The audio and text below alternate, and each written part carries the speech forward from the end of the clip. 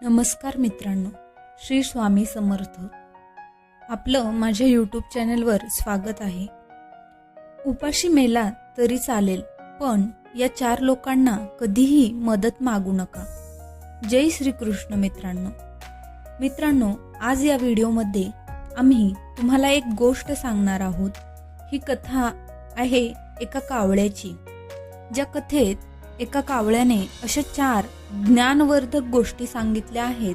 त्या कावळ्याचे हे उद्बोधक शब्द तुम्हाला अशी गोष्ट शिकवतील ज्याचा तुम्ही कधी विचारही केला नसेल. ही कथा खूप माहितीपूर्ण आणि प्रेरणादायी आहे. त्या 4 गोष्टी कोणत्या ज्या कावळ्याने सांगितल्या आहेत? तर मित्रांनो, ते 4 लोक कोण आहेत ज्यांच्याबद्दल कावळ्याने सांगितले आहे की तुम्ही उपाशी मरा, पण त्यांच्याकडे कधीही मदतीची याचना करू नका. या कथेद्वारे जाणून घेऊया. मित्रांनो, तुम्हाला विनंती करते की आमची ही कथा पूर्णपणे ऐका आणि व्हिडिओच्या शेवटपर्यंत आमच्या चॅनलवर राहा. आणि तुम्ही आमच्या चॅनलवर नवीन दर्शक म्हणून आला असाल तर चॅनलला जरूर सबस्क्राईब करा. मित्रांनो, आणखी उशीर न करता थेट कथेकडे जाऊया. मित्रांनो, एकेकाळी एका जंगलात एक आपत्ती आली होती. अशी कशी काय आपत्ती घडली की त्या जंगलात वर्षभर पाऊस पडला नाही. पाण्याचा एक थेंबही पाऊस पडला नव्हता. त्यामुळे जंगलात राहणाऱ्या पशुपक्ष्यांसाठी खायला काहीच शिल्लक राहिले नव्हते. सर्वजण भुकेने मरत होते. पशुपक्षी हळूहळू ते जंगल सोडून दुसऱ्या जंगलात जाऊ लागले होते.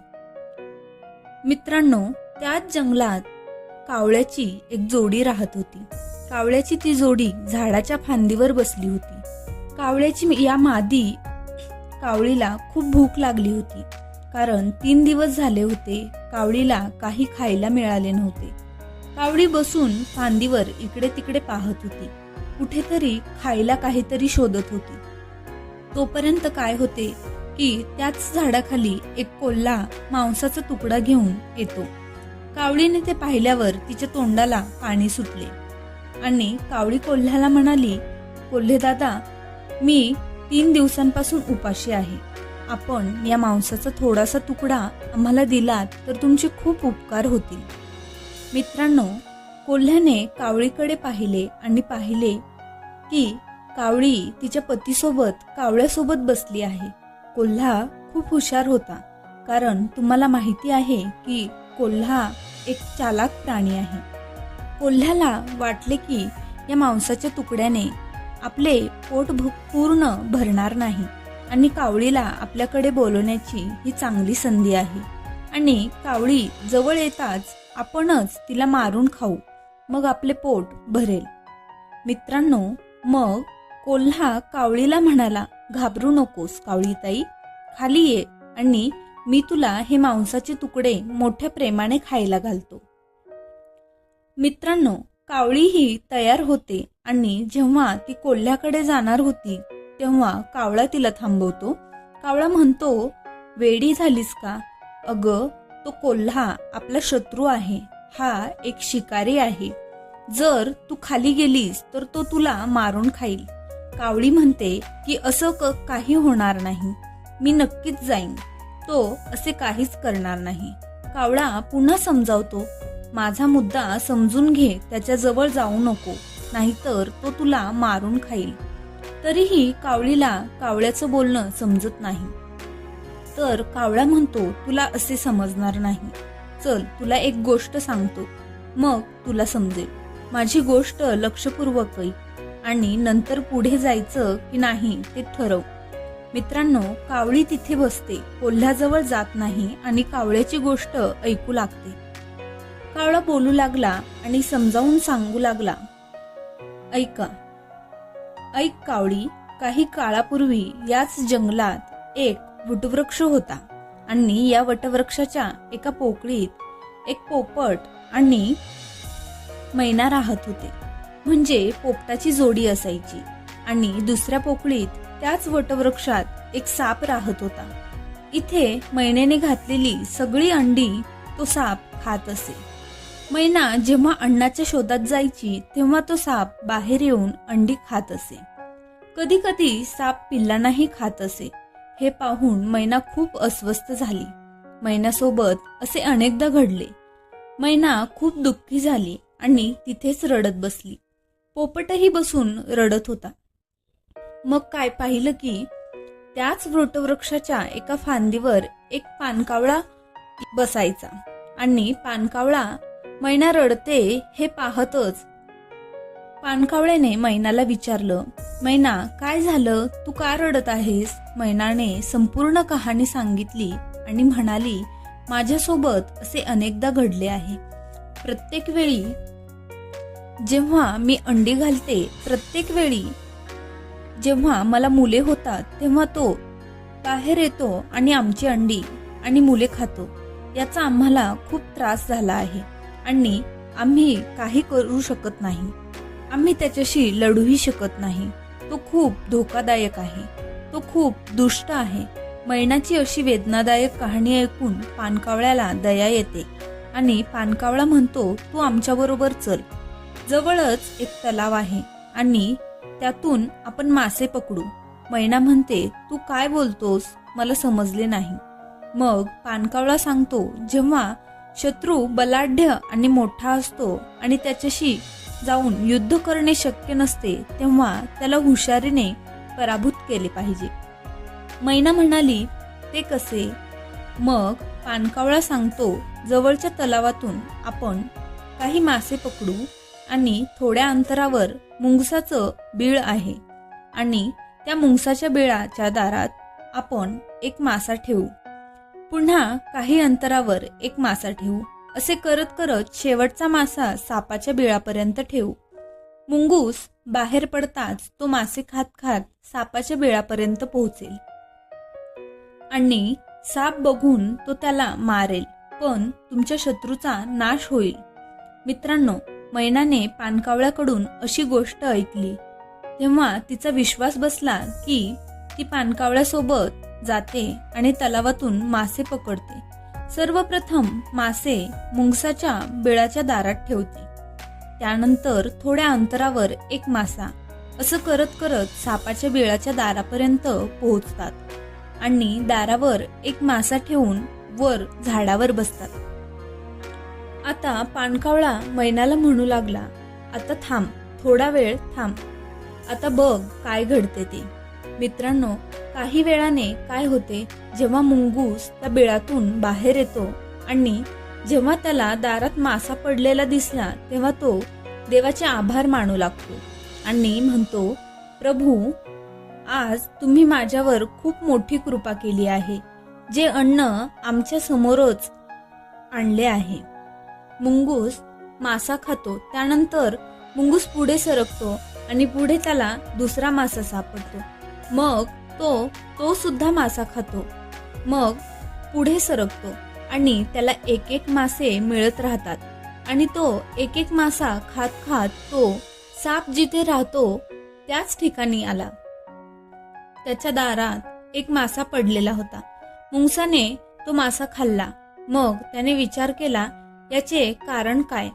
एक एक करून मासे मला मिळत राहिले आणि आम्ही खात राहिलो आणि इथे आलो. हे कोणाचे तरी घर आहे असे दिसते. आमच्यावर कोणी काही युक्ती खेळली आहे का? माहित नाही. चला थांबूया आणि पाहूया. या बिळातून कोण बाहेर येतोय? मित्रांनो, तो मुंगूस त्या सापाच्या बिळाच्या दारात बसतो आणि वाट पाहू लागतो. त्याला वाटतं की कोणी असेल तर काही वेळात तो नक्कीच त्यातून बाहेर येईल. मित्रांनो, काही वेळाने जेव्हा साप बाहेर येतो आणि मुंगूस सापाला पाहतो तेव्हा साप आणि मुंगूस यांच्यात भयंकर भांडण होतं. शेवटी मुंगूस जिंकतो आणि साप मरतो. हे बघून मैना खूप आनंदी होते आणि झाडाच्या फांदीतून पानकावळ्याला हाक मारते, भाऊ, मी मनापासून तुमचे आभार मानते, कारण या सापामुळे मी खूप अस्वस्थ झाले होते. आज तुम्ही आमच्या शत्रूला ठार केले आहे. मी तुमचे खूप आभारी आहे. मैना खूप खुश झाली.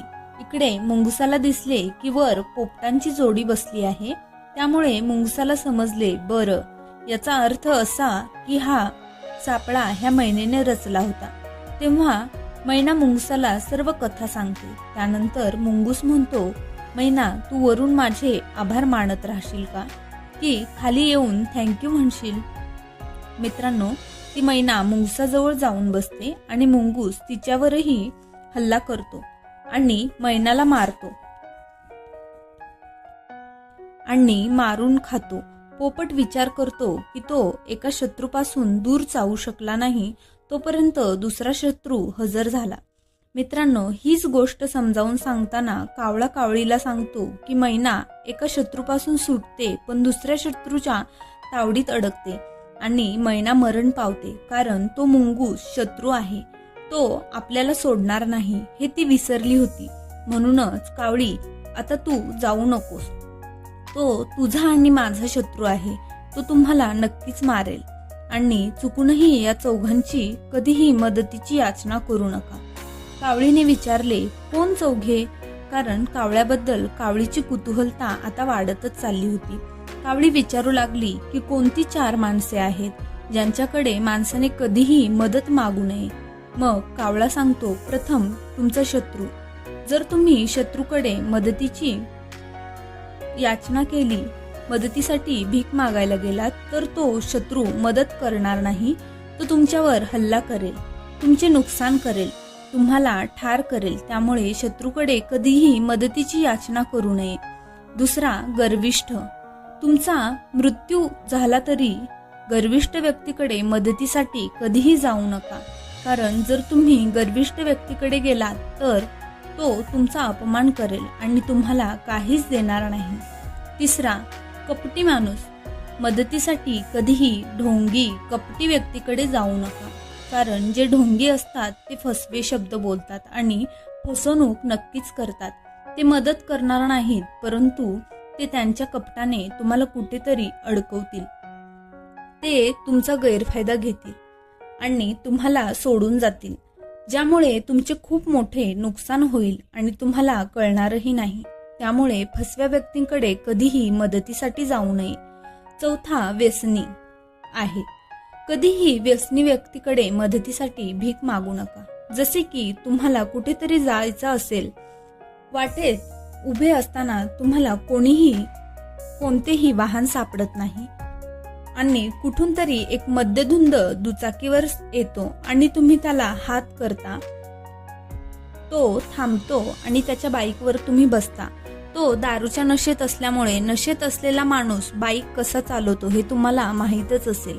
तो तुम्हाला नक्कीच कुठेतरी खाली पाडेल किंवा खड्ड्यात पाडेल, स्वतः मरेल आणि तुम्हालाही मारेल. त्यामुळे मद्यधुंद व्यक्तीकडे कधीही मदतीची याचना करू नका.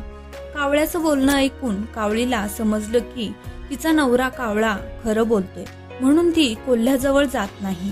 मित्रांनो, ही कथा आपल्याला एक धडा शिकवते की उपाशी मरा, पण या 4 लोकांकडे मदतीची याचना कधीही करू नका. कपटी, शत्रू, गर्विष्ठ, नशेखोर अशा लोकांकडे मदत मागायला गेलात तर तुम्हाला काहीच मिळणार नाही. तुमचे नुकसान होईल, तुमचा अपमान होईल, तुमचा जीवही जाऊ शकतो. भेटूया पुढच्या व्हिडिओमध्ये अशाच एका चर्चेसह.